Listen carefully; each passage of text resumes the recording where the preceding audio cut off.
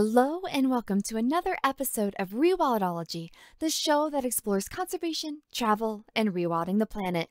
I'm your host, Brooke Mitchell-Norman, conservation biologist and adventure traveler. In this episode, I am trying something new. I listen to a lot of podcasts, which I'm sure is a huge shocker to you. And recently, I heard a fantastic monthly recap episode on the Tim Ferriss Show. I absolutely love the idea and decided to bring you all a similar style episode with samples of each of the month's interviews. That way, if you're on the fence about listening to an episode, then you can hear a taster here and decide if you want to listen to the whole thing. Since this is brand new out of the ethers, please let me know what you think of these sample collections. Reach out on Instagram or Facebook at Rewildology or email me at hello@rewildology.com. All right, friends, here you go. Enjoy. First up is Diorene Smith, DVM, from episode 74, wildlife veterinarian and the world's leading pygmy sloth researcher. Oh, I can't wait to really start diving into these sloths. So, okay. I think maybe a logical place to start would be people probably don't even know there is such a thing as a pygmy sloth. So maybe let's start there. Where is this pygmy sloth? And is it different than its, I guess, quote unquote, bigger counterparts? What makes this species special? And then I really want to get deep into your project itself. Yes. Well, yeah, in Panama, we have three species of sloths. The Bradypus variegatus, who is the three-toed sloth, is plenty distributed in all Panama. And the Coloepus of Mani, the two-toed sloths, plenty distributed in all the mainland or in Panama. But we have the unique species, an endemic one, the pygmy sloth, who was the only one in critical danger who live in a small island called Escudo de Veraguas Island, who is located in the Caribbean side of Panama. And why is so important? Because it's the only one species which has okay, this is difficult to pronounce for me. Dwarfism.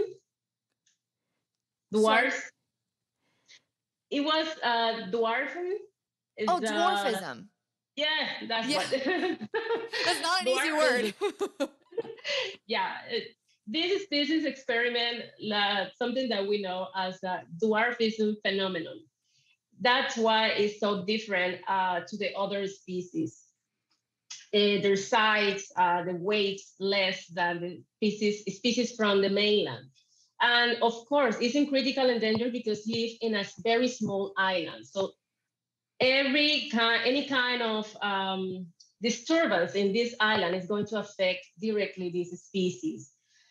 In general, looks similar to the Bradypus variegatus, but when it was discovered as a new species in 2001 by Anderson and Handley, they made morphological and measurements of the skull, of everything, of the body, and they compared to the different sloths from the islands in the archipelago of Bocas del Toro.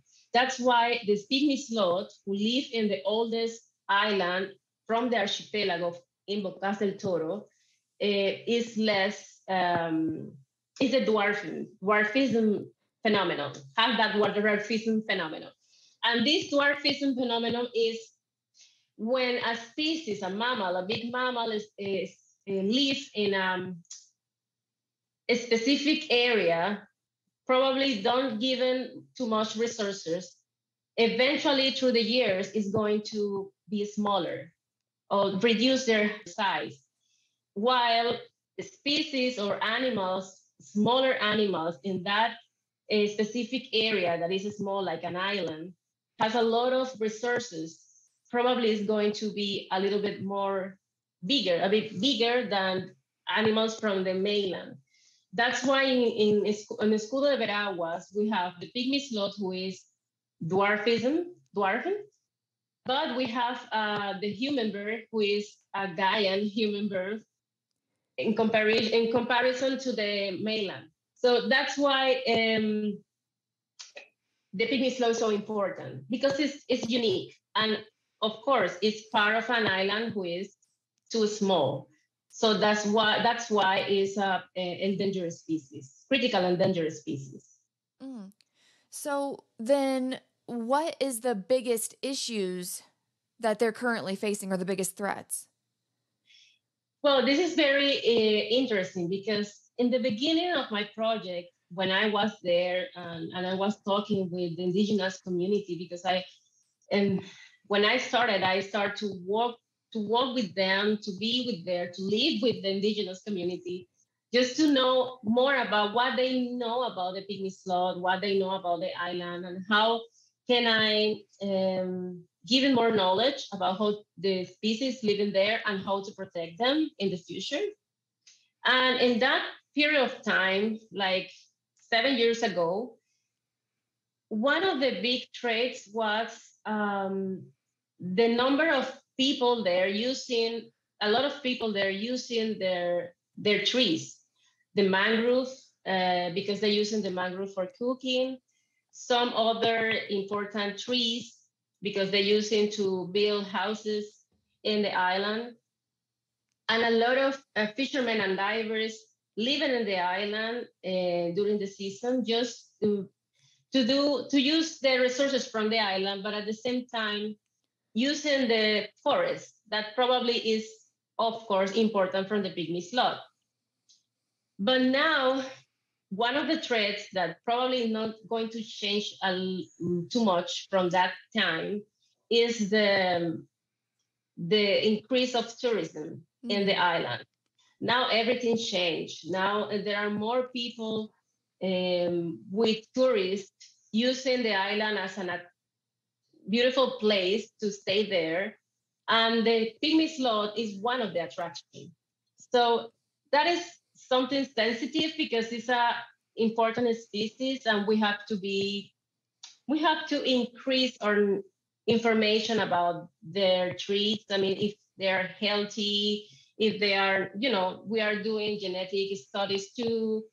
And this kind of perturbance or disturbance from the people's more anthropogenic activities in the island is going to put this small animal in threat. And that is the problem that we are facing now with the pygmy sloth. Is obviously it's one of the most flagged species and is charismatic species, but at the same time is attractive for our track called the illegal traffic of a species.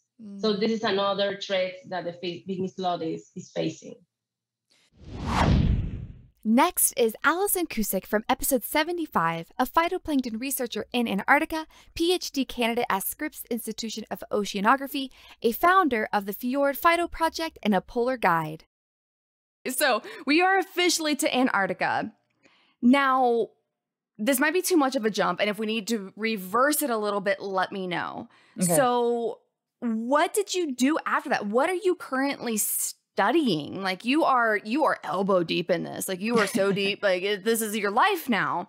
Yeah. And you're also working on your PhD. You're asking a lot of questions. You're partnered with a very specific group of people that I'm very fond of because I happen to be in the same industry. So what is it that you do now? The kind of research and everything I just kind of hinted at. So we made this big jump. Now we're officially into Antarctica and the polar region. So let's explore that. What do you do? What do I do? So I guess in a nutshell, I am a polar phytoplankton ecologist. It looks at behavior of phytoplankton in relationship to the environment, but also at a genetic level. And so I'm in the PhD program at Scripps Institution of Oceanography, and I'm focusing on biological oceanography, which is really like the study of life in the environment. So when I first went down, that project in the Ross Sea was tracing the fate of algal carbon export. So when I later went to graduate school, I was like, I have a lot of background now in phytoplankton from that job working in the lab running highly controlled experiments. So I don't necessarily want to leave phytoplankton, although I thought like maybe I could study some other organism.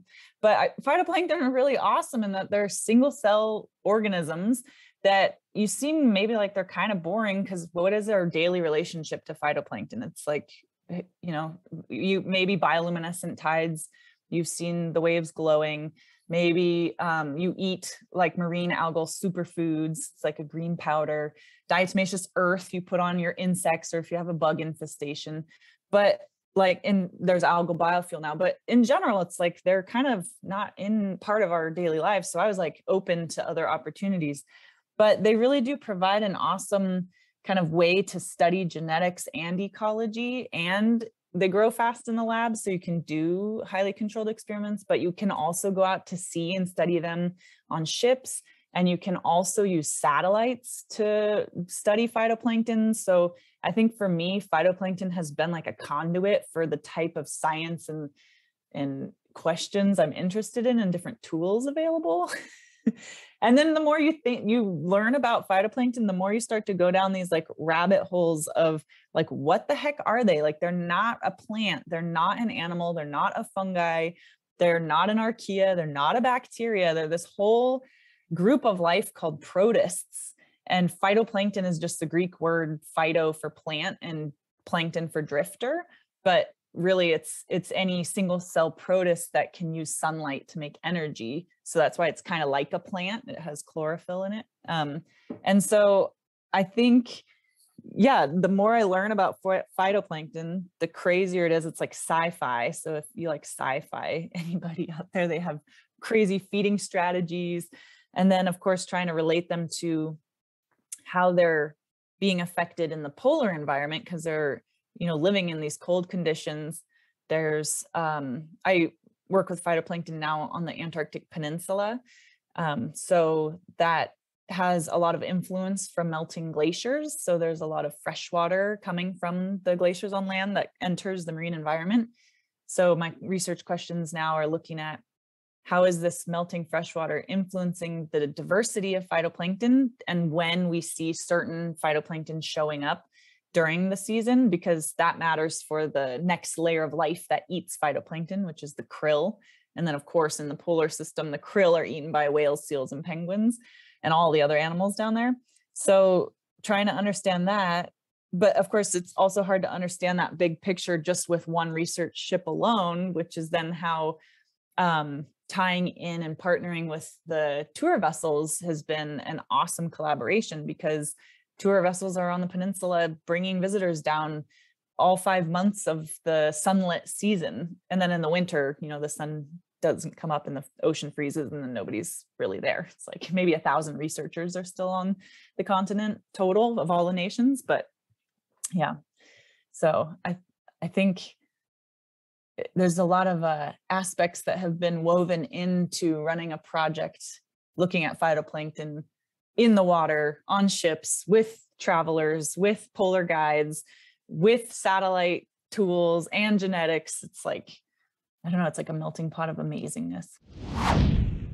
Following Allison is Katherina Audley from episode 76, founder of Whales of Guerrero in Mexico. So I guess the people that were giving the most pushback, were they from the community itself and would like come to you and say that they didn't like what you were doing, or what are these examples that you're talking about right now? So let's see. Who are the haters? Yeah.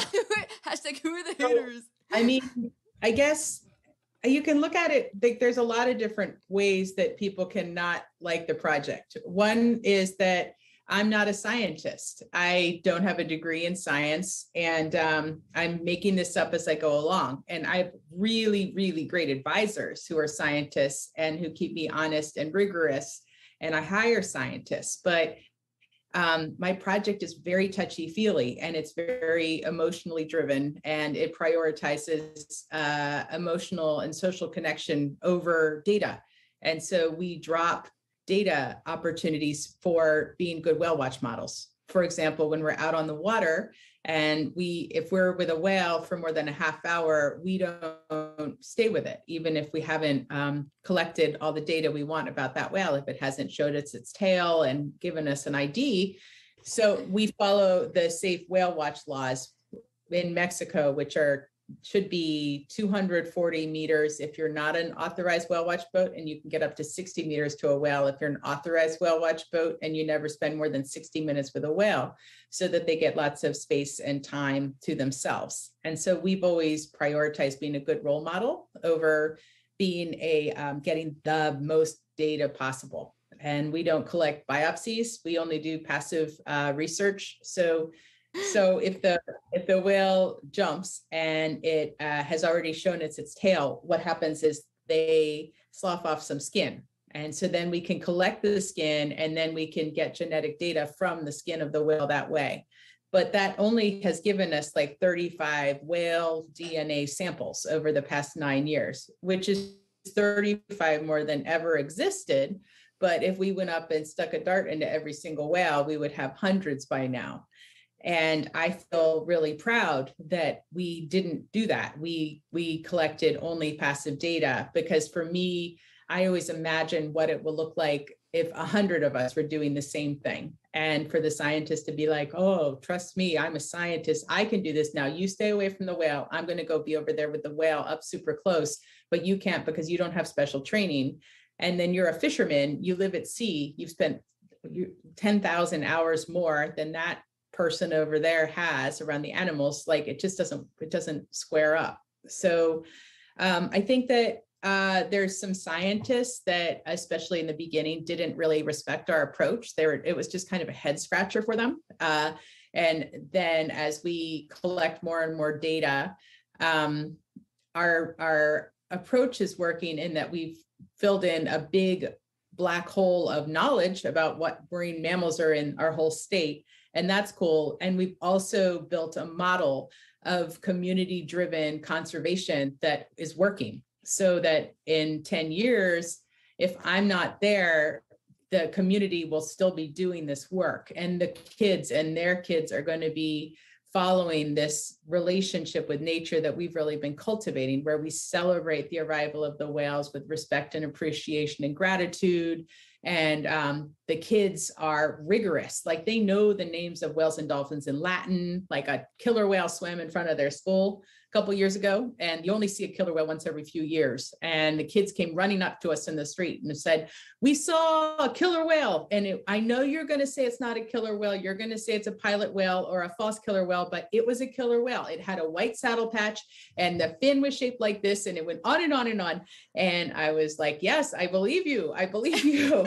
And I mean, so that was really cool that they've learned to look deeply at life and to collect data around the things that they have, but also they have a passion and a sense of identity. And it's like, these are our whales. And the women make awesome art about whales. I mean, you're looking at the background behind me, and I have all this art on the walls that the women in the village made about whales. And they did those? Yeah. Stunning. Yeah, I mean, they make great art. We just had a big art fair yesterday in the village, and over 1,000 people came and bought the handicrafts of the women, and it's all like handmade, nature-themed art that people come to buy. So it's the village really today is a place that prides itself on that. But as it becomes wealthier, there's always conflicts. I mean, when people go through phases of growth, it's hard, you know, I mean, and people get competitive, and then there's infighting, and COVID hasn't made it easy. I mean, we can't gather and have big healing times together that allow us to just be together in an informal way and kind of work it out. Like it doesn't really, you can't really work stuff out in workshops and meetings. Like you need to work things out over a beer. Right. And you know, over some food, and get together once a month and just eat some tacos and shoot the breeze. Like that's really when the friendship is like, you know, you build that friendship over food, and then that builds trust. And then that trust is what leads people to be willing to make leaps of faith when times are hard and when you have an ask. And if you haven't put that time in, you can spend down all of that social capital just like that. So not having had that time to be together, it goes quickly. And yeah, so that's, yeah, like this year, when I stayed back in Oregon where I am today in January, and I'm usually there from January through March. But this year, Omicron was here, and I'm like a one-woman super spreader potentially. Like all I do when I'm down there is go from meeting to meeting to meeting and bring together little groups of people to drink beer and eat tacos and talk about their vision for nature and mostly listen. And so I just decided I needed to stay home during Omicron. I didn't want to be a spreader. And so, I mean, of course I'm vaccinated, but it wasn't the thing to do. So I missed the first part of the season. And when I got down there was a lot of infighting between the guides, and my team had already kind of started their own dynamic. That was a great dynamic, but it wasn't going the direction I needed it to go in terms of the project, because they'd been running it in one direction, and I needed to like make some adjustments with getting the data done and the education programs met in the way that we had set out to do. And so, yeah, I mean, so there was definitely some hard times when I got there. And I like asked all the guides from the little village, Bar de Potosí, to come together and have a beer with me, and no one came. And they always come to like have a meeting with me because I have good meetings. Like I always have snacks and beer, and like we stick to time and we start on time and we don't go more than an hour. And they're generally a pretty happy and satisfying thing. So I was like, wow, what happened here? And so I heard I wasn't able to go around to them. I had to like have one of my team members who's local ask the captains what's up, and whether it was a thing between them that they didn't want to be together, if they were mad at me. And they were mad at me because we had been giving all of these science studies. We have a 100-hour survey we're doing for NOAA this year. And we hired Arturo, my original captain, to do all 10 surveys of 10-hour days instead of passing it around. And so that was showing favoritism and giving him all the money. And we don't usually do that. And it was a mistake. Like I should have worked with all of the scientists like we do when we take women out and kids out, and when we do tourism, we cycle through. And so you get to go sometimes with Arturo, who's been out for 9 years and collected 2,000 hours of data with us. And sometimes you're going with a first-year guy who has not ever taken anyone out whale watching before. And so, but to be fair and to give that new guy that experience, you have to invest in spending that time, even if their boat is like funky and their motor stinks and it's super loud and it's very uncomfortable and it's pretty leaky and there's no shade and, you know, and they are hard to talk to. It's like, it doesn't matter. You still have to like be fair. And so I had to basically go around to all of the guides one by one and just acknowledge that, you know, we had shown favoritism and that I'd done it because I was tired and it was just easier to just hire Arturo, and I wasn't there to hear their grievances and to correct it early on in the season. And, you know, that's just what happened. So, you know, there's these little things and you just, so, I mean, it's never easy, you know, I mean, there's always stuff, but I had to get over, I had this thought when I started out that's a very that I had to grow out of, and that was that I thought that because I was doing good work and I was giving so much to the community that I had earned something. I had earned their trust, or I had earned the right for them to be a certain way with me. And the truth is that I will never have earned the right for anything. Nobody owes me anything. And if I think me being there and doing this work means I am owed anything at all from anybody, then I need to look at what I'm doing there.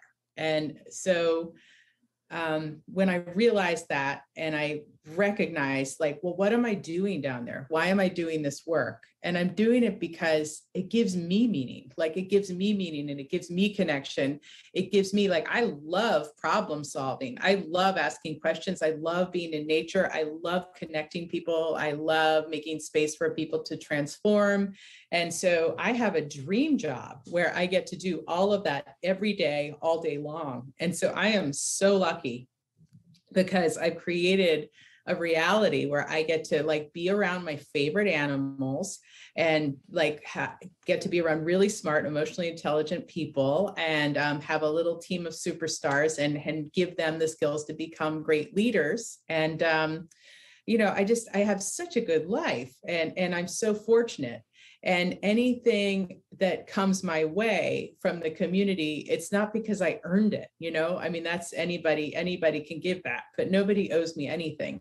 And so I had to like go through that. And I think that that's a developmental process that a lot of people go through when they work in conservation. And you got to get over the great white savior thing and look at your why and just be really, really honest about it. And because if it's coming from a place where you're doing it for praise, or you're doing it to look good, or you're doing it so everyone will like you, it's just like, that's a very hungry why. And it leads to discontentment and exhaustion. Has been what I've found, because I mean, I have all of that in me too. I'm no saint, and I like acknowledgement and these sorts of things. But if that is deep down the reason why I'm doing it, it's not a sustainable way to operate, is what I found, Last is a snippet from a special bonus episode where Stotra from episode 48 interviewed me for his conservation course at Macalester College.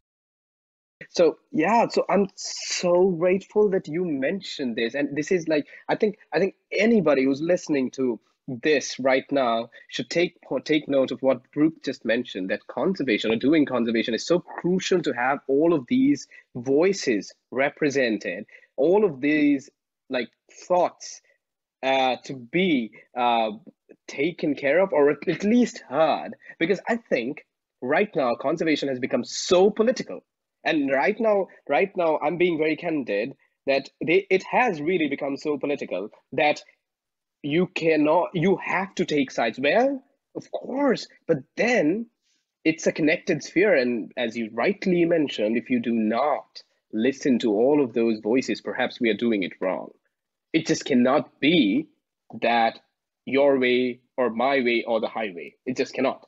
It just has to be that level of, and that level of juxtaposition and listening out. So now, like, just a small little side question, like I'm sure this has happened to you quite a few times, and will happen in the future, that when you listen to someone speak about something that they are talking about their side of the story about conservation, or which you probably in your ideology do not cater to or do not substantiate, how does that, like, how do you react to it? Like, what's your moral like association when you are being the host and doing this, but you're not, like, you don't probably substantiate or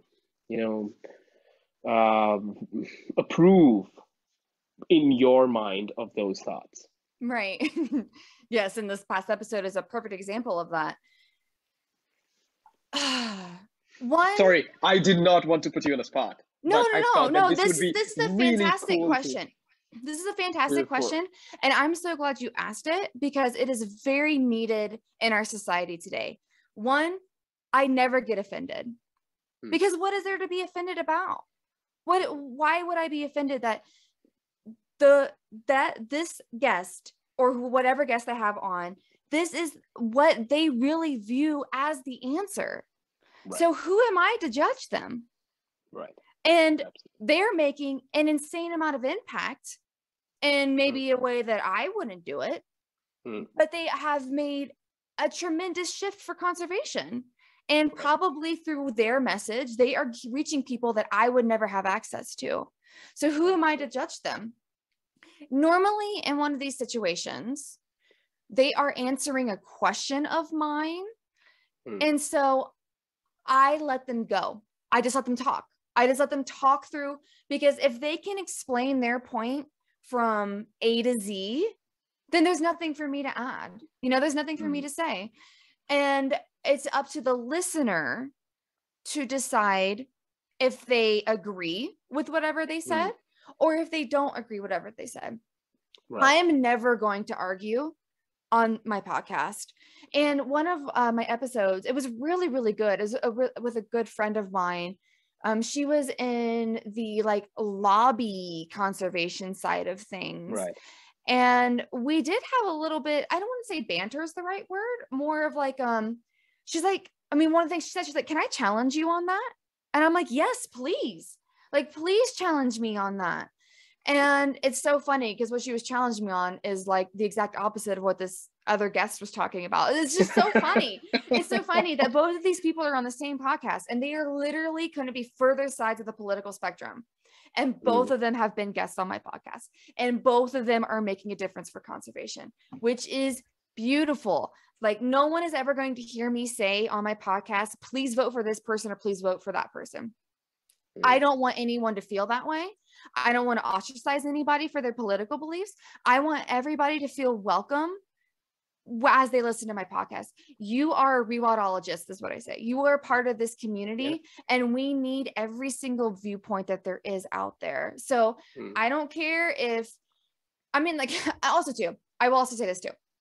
I come from a very conservative place, and I am blessed that some of the closest people in my life are insanely conservative, and some of the closest people in my life are insanely liberal. And since I am directly in the middle, I get to hear both of these conversations. And so I'm never pulled in one way or the other. And so oh my gosh, it is so valuable to have people in your life that have every single viewpoint you can possibly imagine, because it'll keep you in line with what everybody is saying. And you won't get in this like tribal social media bubble where everyone's screaming the same thing. And you're like, wow, the other side isn't the enemy. They want the exact same thing that you do. We just all think that maybe the solution's a little different. That's all. Yeah. So yeah, I just let them go. I let them talk, and I leave it to my audience to decide if they agree with that statement or if they don't. And I hope that they don't get too upset one way or the other, because if they get upset, then they're missing the point, if you know what I mean. Yeah. And if they do get upset, then hopefully they reflect on it, on why they got upset. So yeah. And I almost cut it out, but I was like, no, I can't. Cutting out his viewpoints right now, it goes against the whole reason why I have this podcast. So. And there you have it, a sample collection of May's episodes and incredible guests. Hopefully you heard a clip that piqued your interest enough to check out the full episode. June and July are shaping up to be quite spectacular, with new episode styles and an entire series about a topic you might not know much about. As always, thanks again for being a part of the Rewildology community. If you'd like to support the show, give the podcast a rating or review, share your favorite episode with a friend, or purchase some podcast swag. 10% of anything this podcast makes is donated to our conservation partners. Cheers to a new month, friends. Hey, thanks again for listening to this episode of Rewildology. If you like what you heard, hit that subscribe button to never miss a future episode. Do you have a cool environmental organization, travel story, or research that you'd like to share? Let me know at rewildology.com. Until next time, friends, together we will rewild the planet.